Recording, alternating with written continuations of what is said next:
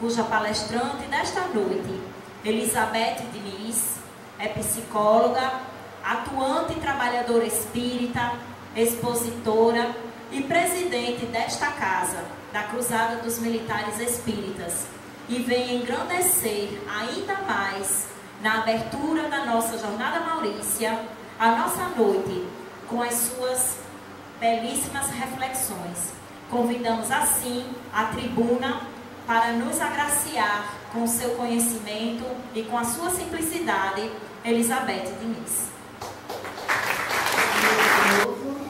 Graças a Deus, a nossa Semana Maurícia acontecendo mais uma vez, 27ª Semana Espírita. São 27 anos em que nós comemoramos a Semana Maurícia, que é em homenagem ao nosso mentor espiritual, Capitão Maurício. Enquanto Tânia cantava Ave Maria, eu fiquei pensando que Jesus me inspirasse para que eu pudesse olhar Madalena, Maria Madalena, com o olhar que Maria de Nazaré olhava. Ela foi, nós vamos ver, ela foi próxima a Maria de Nazaré. Com que olhos Maria de Nazaré olhava para Madalena, né? Jesus nos inspira para que a gente fale a respeito dela com a dignidade que ela merece.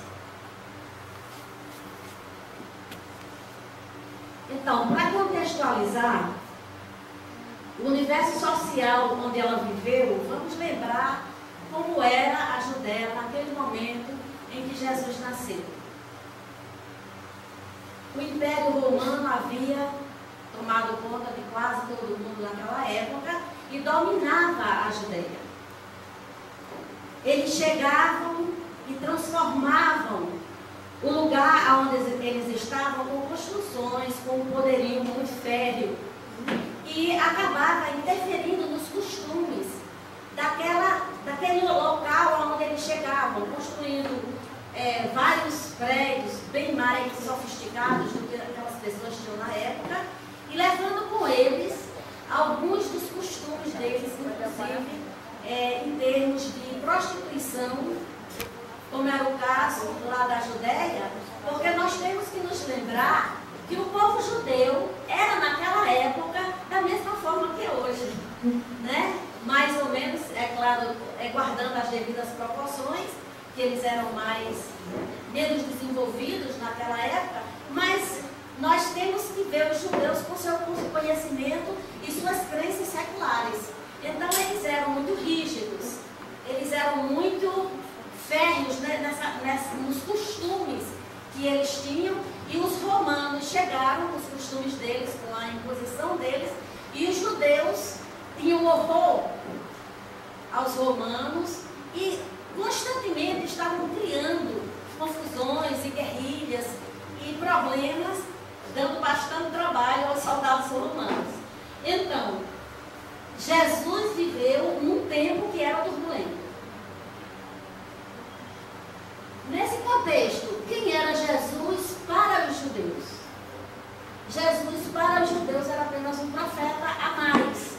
Era um povo que havia se habituado a ter profetas, como teve profeta Isaías, Jeremias, porque o povo judeu é descendente do povo hebreu, né? Então, Jesus para eles era um profeta. E o que era um profeta naquela época? Na verdade, um profeta geralmente era um médium que, por possuir clarividência, vidência, capacidade de cura, ele andava por entre o povo, conversando, aconselhando e curando pessoas. E Jesus para eles era um profeta. Ele ia por entre os pobres, tentando assistir a esses pobres e tentando ajudar dentro daquele estilo que era próprio dos essênios. Entre as três castas sacerdotais da época, existia os saduceus, os fariseus e os essênios.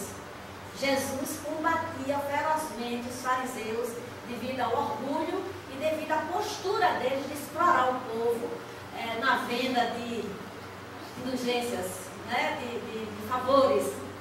E Jesus combatia os sacerdotes.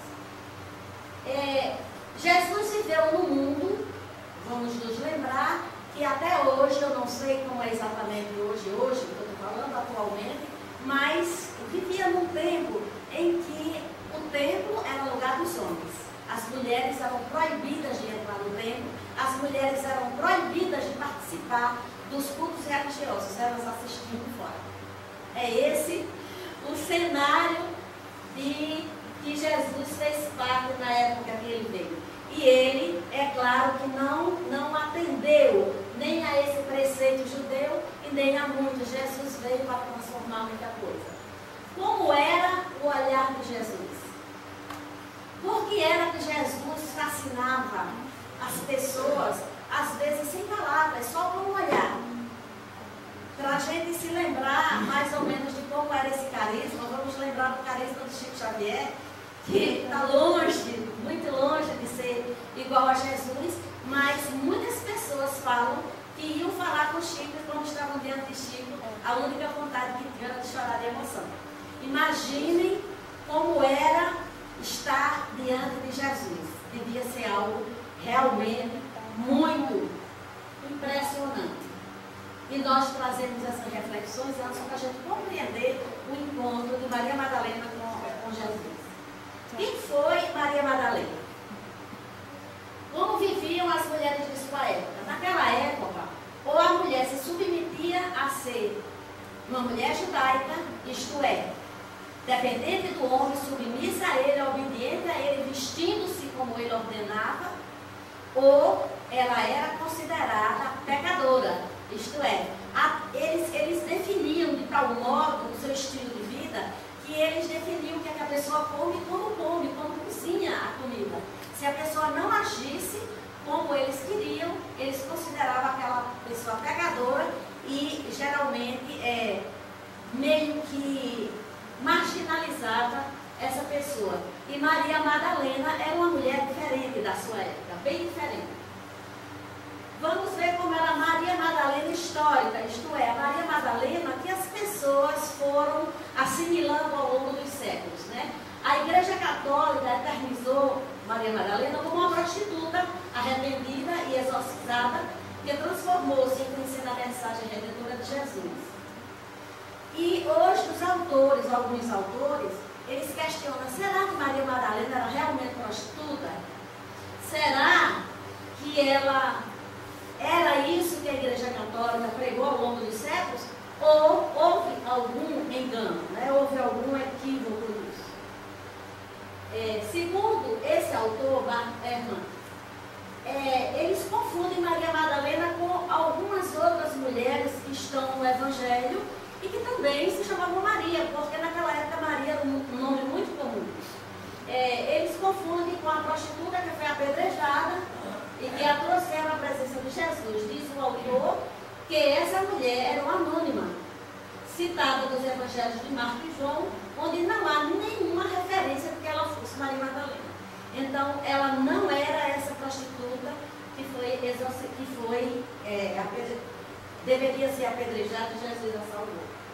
No evangelho de Marcos, uma anônima derrama um coelho sobre a cabeça de Jesus antes da sua prisão e morte.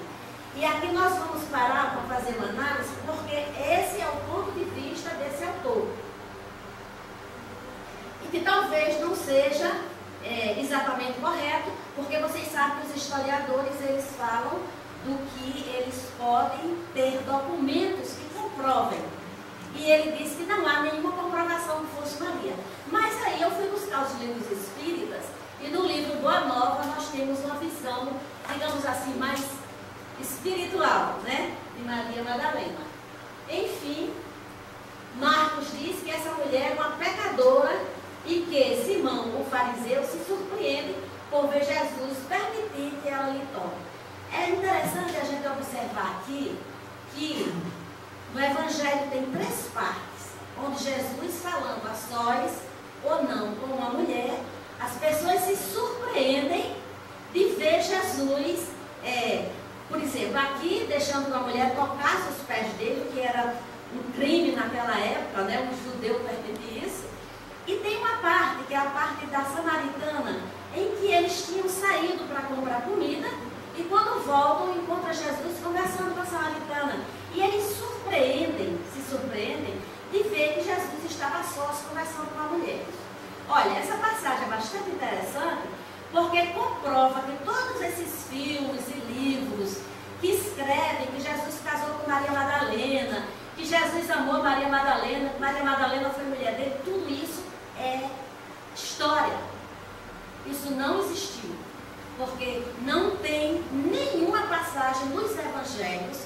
Os evangelhos foram escritos por 4 apóstolos que não moravam no mesmo lugar, em termos diferentes. Às vezes existe 10, 15 anos entre um evangelho escrito e outro, e eles escreveram do mesmo jeito as mesmas histórias contadas da mesma forma.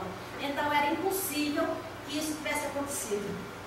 Mas a mente humana é fértil, cria coisas, e a nossa mais fértil ainda, que aceita sem questionar. Mas Maria Madalena não foi, nós vamos ver em passagem do Evangelho, ela não teve nenhum relacionamento íntimo com Jesus, a não ser aquele relacionamento que Jesus permitia às mulheres de sua época, né?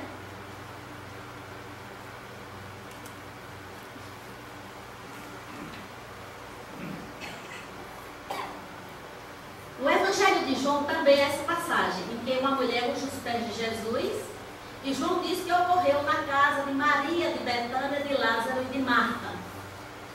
No Evangelho se diz que ela era uma pecadora, e pecadora para os judeus era alguém que não cumpria as leis judaicas rigorosamente, não era necessariamente uma prostituta.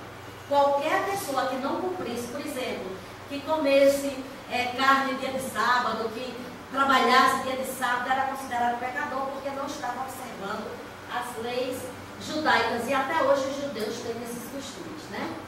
Se sabe muito pouco de Maria de Magdala. Ela nasceu na Galileia, isto é, Jesus também era galileu.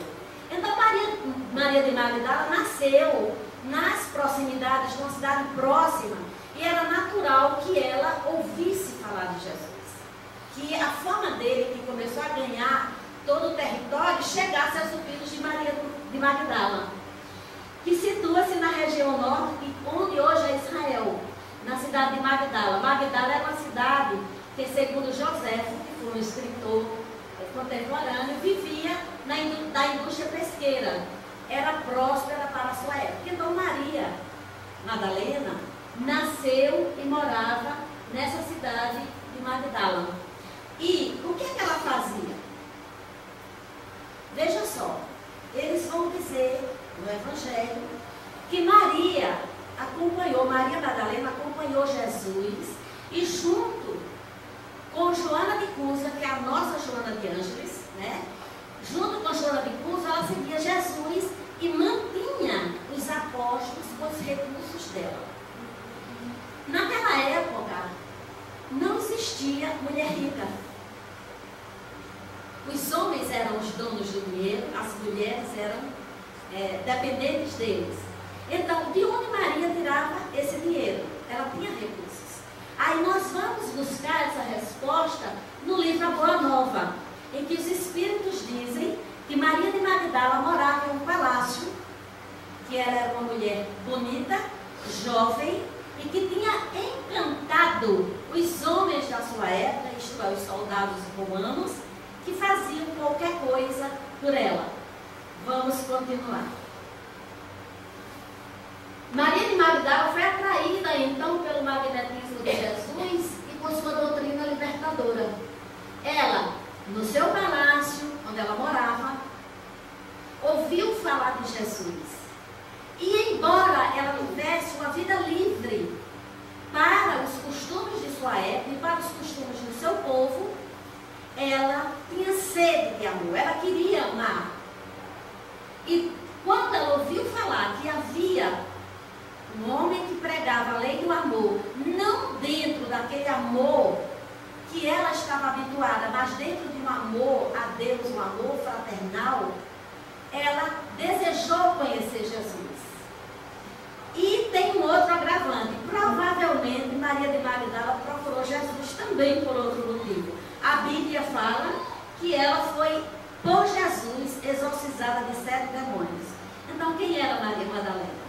Provavelmente o Amélio, como nós, como Tânia falou, quando cantava, nós não procuramos, geralmente não procuramos Jesus quando nós estamos bem. quando estamos bem, nós nos acomodamos aos costumes, à rotina, e não procuramos Jesus. Provavelmente Maria também procurou Jesus, porque como médium atormentada, ela devia sofrer. E o busca na tentativa de uma cura. Ele não era um profeta, ele não curava. Talvez ela tenha procurado ele para uma cura. Como foi que ela procurou? No mesmo livro A Boa Nova, os apóstolos dizem que ela procurou Jesus na casa de Pedro. Ela procurou Jesus na casa de Pedro e chegando lá, se ajoelha aos pés de Jesus e diz: eu sou uma pecadora, mas tenho sede de amor.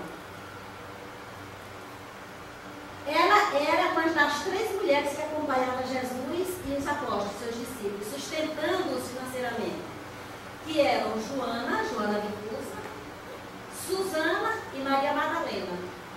Joana era esposa de Cusa, procurador de Herodes, e Maria Madalena era aquela de quem se exorcizou 7 demônios. Essa passagem é do Evangelho, né?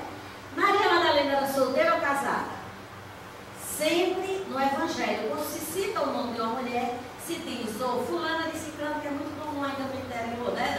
Ainda hoje é comum no interior, é João de Maria, fulano de não sei quem, né? Sempre relacionando ela ao marido, ou ao pai, ou à sua família.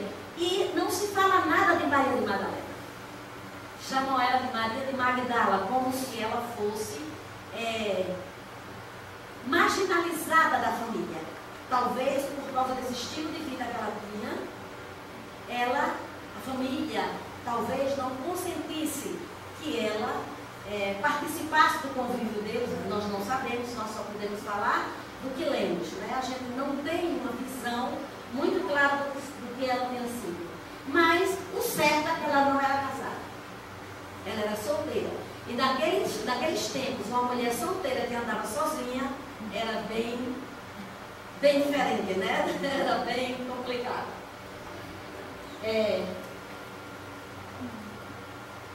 Então, Maria Madalena começa a seguir Jesus. A partir do momento que tem um encontro com ele, começa a segui-lo. E também estavam com ele algumas mulheres olhando de longe. Olha só como é que está escrito no Evangelho. Essas mulheres seguiam ele. Vocês conseguem imaginar a cena? Jesus andando de cidade em cidade, aquela multidão acompanhando ele. Porque o que os livros falam é que para onde Jesus ia, seguia uma multidão.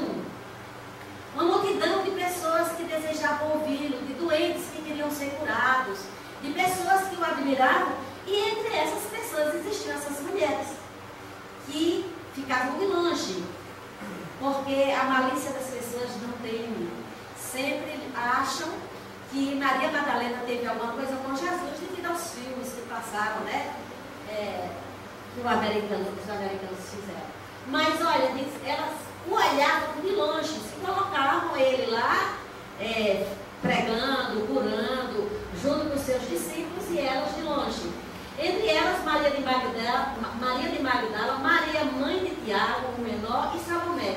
Elas o seguiam e os serviam enquanto estavam na Galileia. E ainda muitas outras que seguiram com ele para Jerusalém. Aqui nessa passagem já é aquela parte em que Jesus, após caminhar 3 anos fazendo todas as suas curas e pregações, ele se dirige para Jerusalém, que será o lugar onde ele será crucificado. Depois disso, ele andava por cidades e povoados, pregando e anunciando a boa nova no reino dos céus.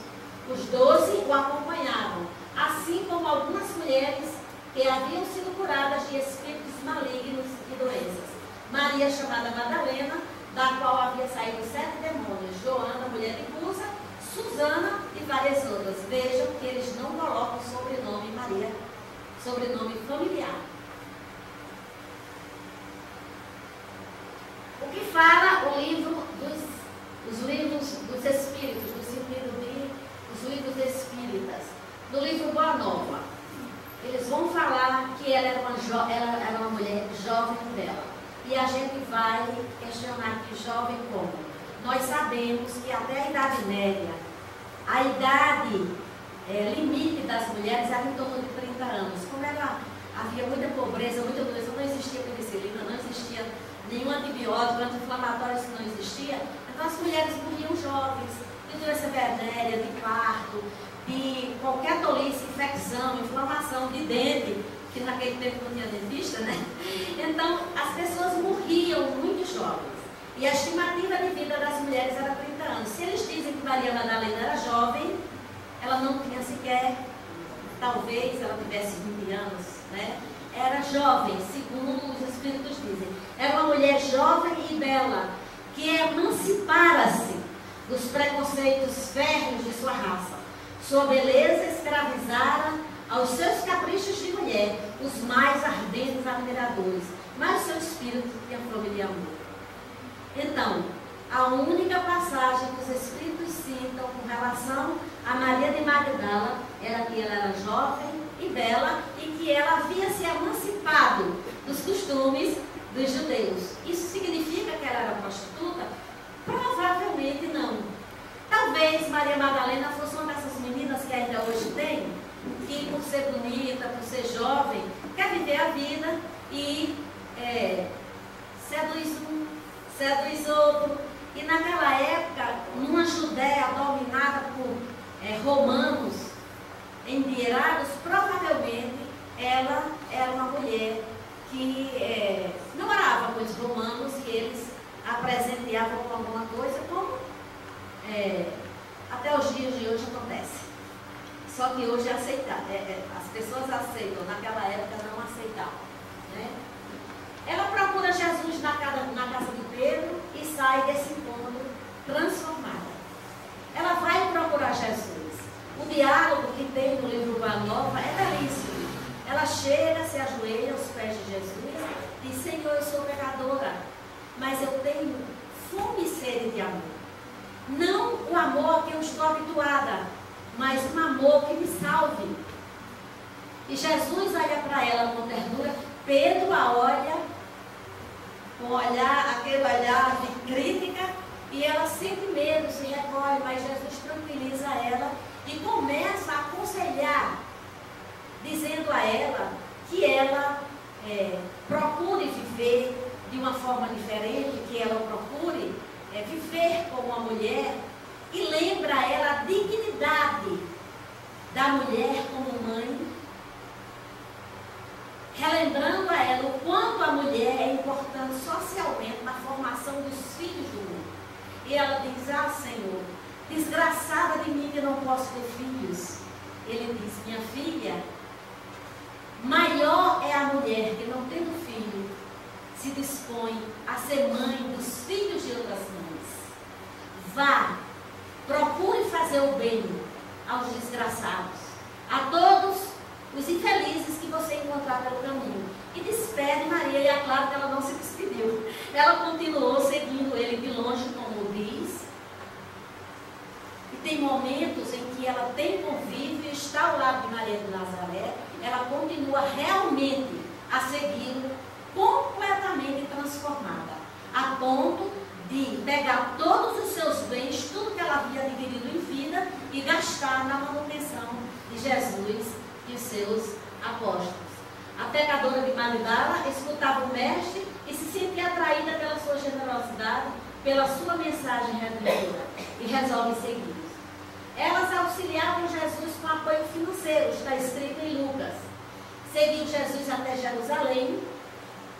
Olha só, ela seguiu ele por todos os trajetos que ele andou, e seguiu Jesus até Jerusalém, como toda uma multidão o seguia, porque era a festa de Páscoa, e para Jerusalém iam todos os judeus em busca dessa festa. Ela foi, e ela assistiu à sua crucificação. Eu fico me perguntando como foi para o coração de Maria de Magdala. Ela vê Jesus ser traído, vê Jesus ser atormentado, castigado, açoitado, e depois vê ele sendo crucificado, porque nesse momento todos os apóstolos de Jesus fugiram. Todos, menos João. Porque a Bíblia cita que estavam juntos, assistindo à crucificação e chorando. Maria, mãe de Jesus, Maria de Magdala, Maria de Betânia e João. É tanto que tem uma passagem que Jesus, já nos últimos momentos, olha para João e diz: João, eis tua mãe. Mulher, eis o teu filho, entregando Maria de Nazaré para que João tomasse conta a partir daquele momento que ele se ia para o outro lado da vida. E Maria assistiu tudo isso, Maria de Magdala assistiu a tudo isso. Eu posso imaginar o sofrimento dela, porque me passa a impressão que o amor de Maria Madalena por Jesus era uma mescla, né? Do amor que se tem por um mestre, do amor que se tem por uma pessoa que você admira muito, mas contaminado ainda por aquela atração que as mulheres sentem por homens que elas admiram. Então, nesse momento, eu acredito que o sofrimento dela foi muito grande. E ela se manteve ao lado dele sem temer, enquanto os outros apóstolos fugiram. 3 dias após a crucificação de Jesus, Maria de Magdala vai ao túmulo de Jesus com a intenção de levar unguentos que pudessem colocar no corpo dele. E ela, chegando lá, como está escrito na Bíblia, ela encontra o túmulo vazio e entra em desespero. Meu Deus, aonde colocaram o meu mestre? E em um evangelho, conta que ela viu um anjo que disse que ele não estava mais lá. E ela diz: então me diga, onde está o meu mestre? E Jesus, no outro evangelho, Jesus aparece a ela e ela fica extasiada, quer correr para tocá-lo, e ele diz: mulher, não me toque, porque ainda não fui para Deus. Essa passagem é emblemática, porque se Jesus não deixou que ela tocasse ele, é porque ele não estava mais no corpo de carne. Ali foi uma materialização.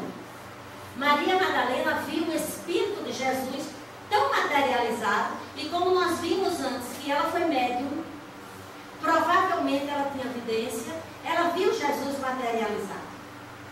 E ele diz: não me toque, vá até os discípulos e conte a ele a novidade.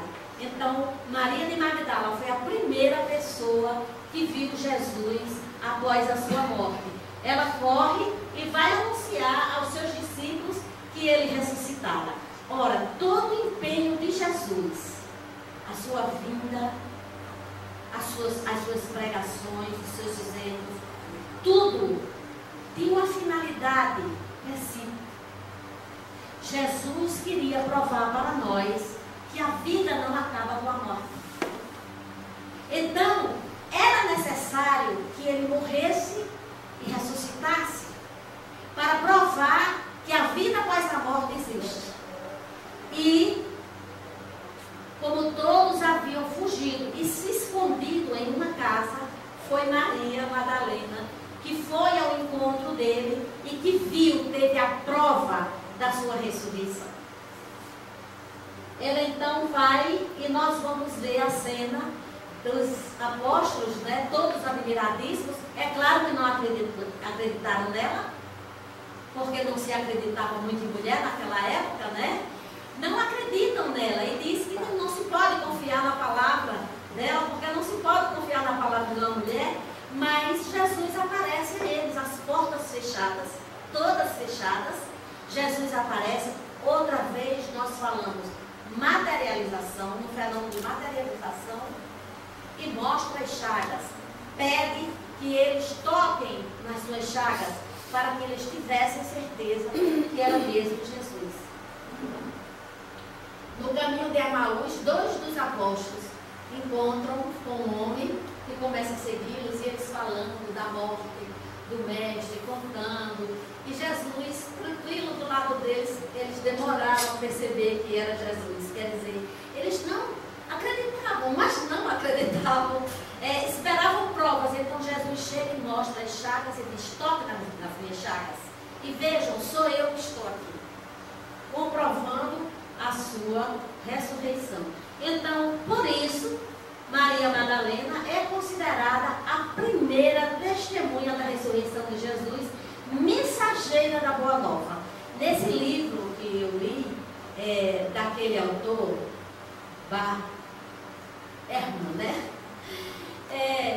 Ele escreveu um livro sobre Pedro, Paulo e Maria Madalena, dizendo que esses três são os três mais importantes para a formação do cristianismo. Pedro, porque foi um discípulo que imediatamente saiu a pregar e a espalhar o evangelho em todas as cidades até chegar em Roma. Foi crucificado em Roma, morreu a serviço do cristianismo. Paulo, por todo o serviço que ele fez de espalhar o evangelho também para os gentios e por todos os povos daquela época, também foi sacrificado. Morreu também com uma lança na garganta. E Maria Madalena, nós vamos ver qual foi o destino de Maria Madalena, né? Quando os apóstolos se dissiparam, Jesus morreu, eles estavam muito assustados, porque começaram a perseguir quem fosse cristão. Começou a perseguição aos cristãos e eles fugiram. E fugiram para lugares diferentes. Foi óbvio, porque para os lugares que eles iam, eles levavam o evangelho. Tiago levou para a Espanha, né?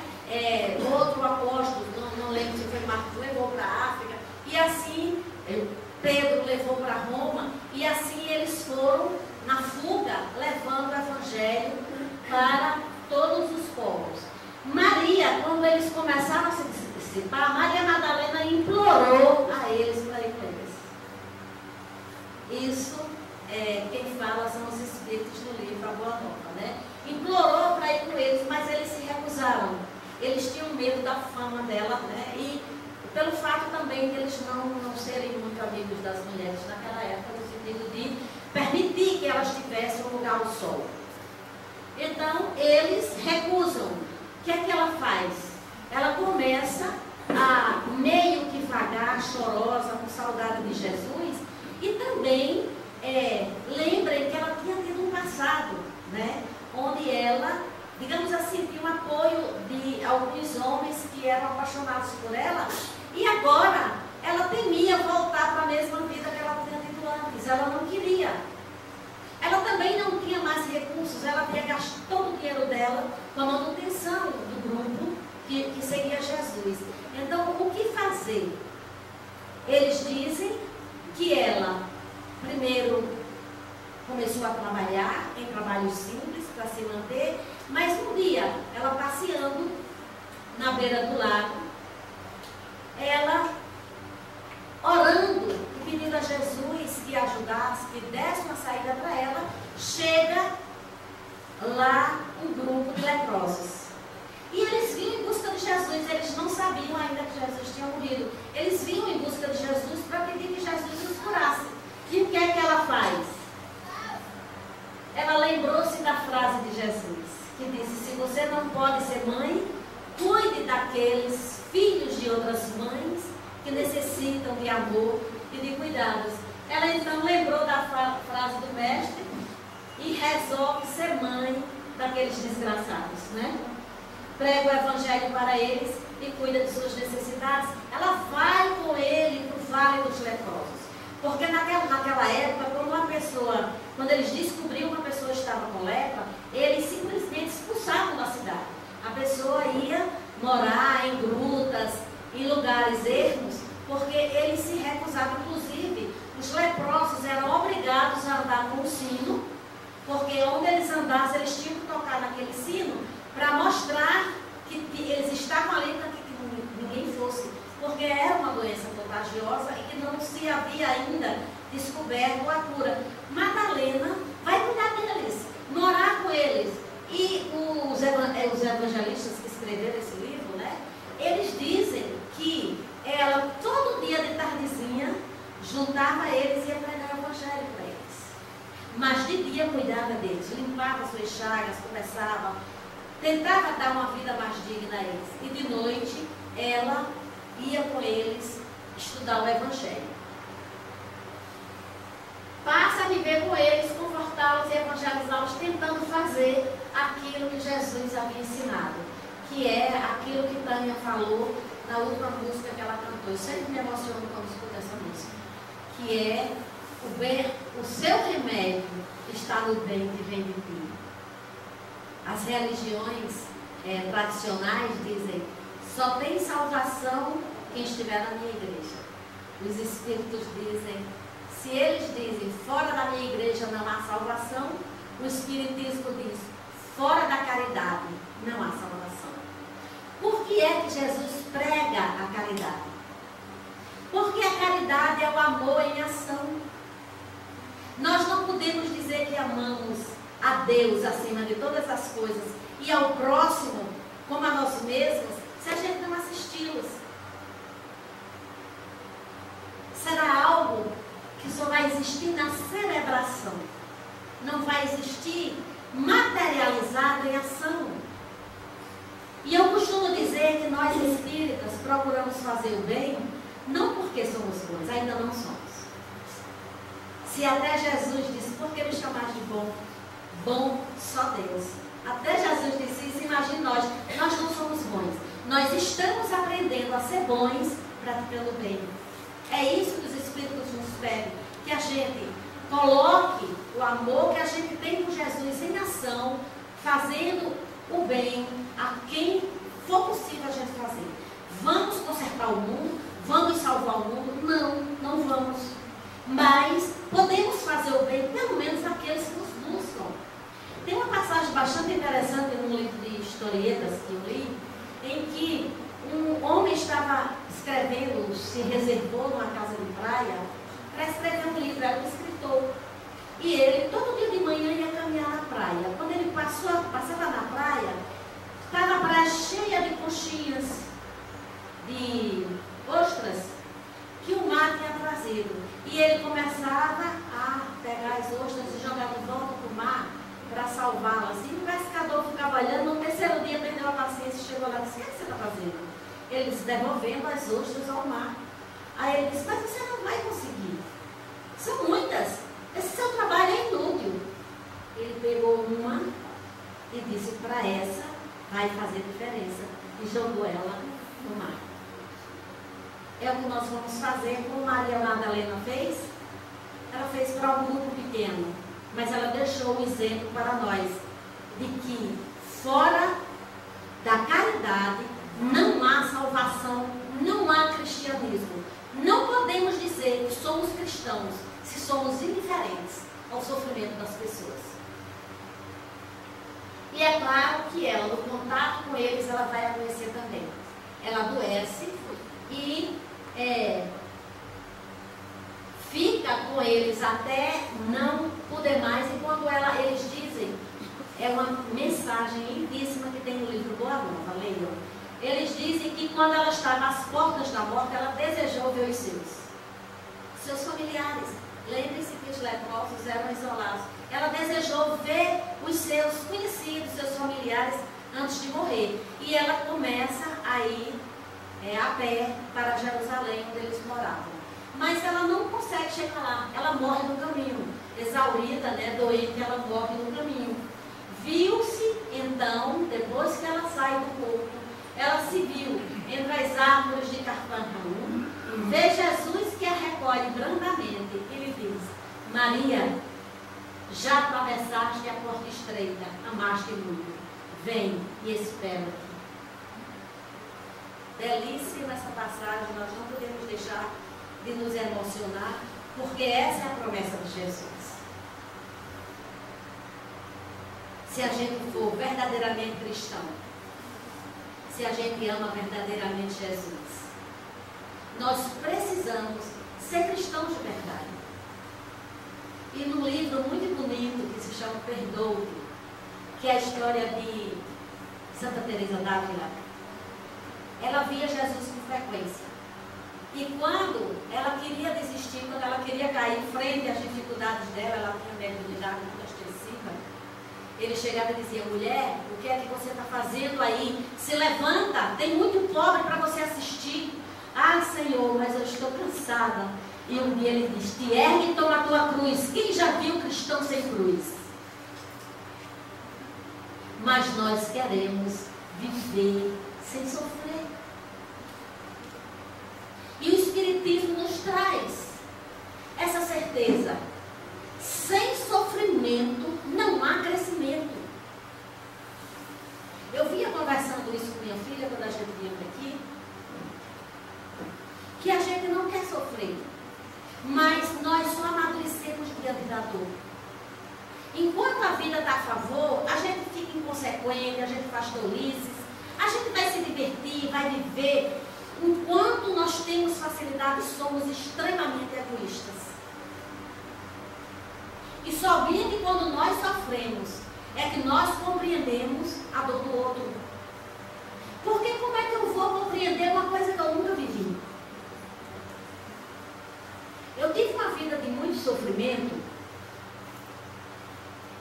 e quando minha mediunidade eclodiu, esse sofrimento aumentou um pouquinho. Eu tinha constantemente enxaquecas e a gente se queixa, né? Quando a gente não compreendeu ainda o valor da dor, a gente se queixa. E eu me queixava.